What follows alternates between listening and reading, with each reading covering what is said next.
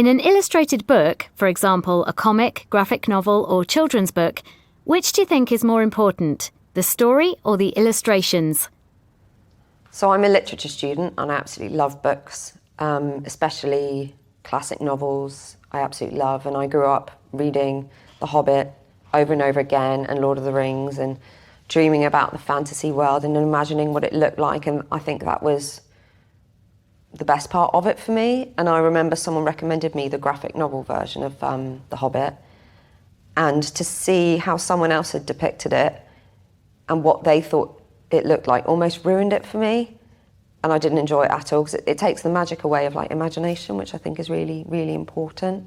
But at the same time, I guess, I mean, being a child as well, you do love illustrations. Yeah, they might be more digestible. I mean, that's the thing. Like, when I was a kid, if they had an amazing picture on the front, that's what I'd be like, Ma, I need to have this book, like, because the picture's so good. I grew up with dyslexia, so for me, like, reading was always something I struggled with. But I'd always have, when I was a kid, my mum would always read me stories, but so it was always nice to have her reading it with the pictures. Yeah.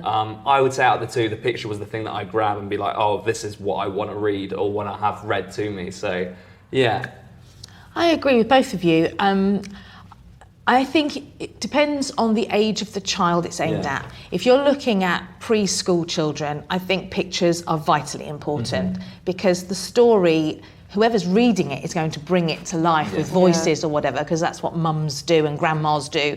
I think the picture is something they need to latch onto, like you're saying, because they can't read it for themselves. I think they're less important as you get older. And I agree with you, thinking, I mean, I read the Harry Potter books. My boys read them and then I stole the books away from them. And the images that were in my mind when I was reading it were wonderful, and I'm so glad they weren't thrust upon me. But so much so that when the films came, it's like the film. But when the films came out, that's what was in my head. So now I think it must have been so well written that everyone sees the same world, and that's quite an exciting thing, I think. Yeah,